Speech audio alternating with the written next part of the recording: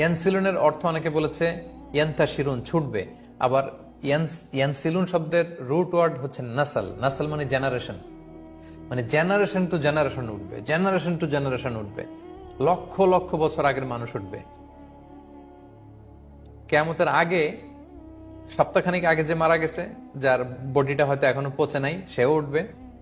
আবার লক্ষ লক্ষ বছর আগে সেই যে আদম আলাইসাল্লামের ছেলে হাবিলকে হত্যা করেছিল কাবিল, হাবিল হচ্ছে পৃথিবীর প্রথম নিহত মানব, তার কবরের জিন্দেগিটা বড্ড লম্বা, তিনিও উঠবেন।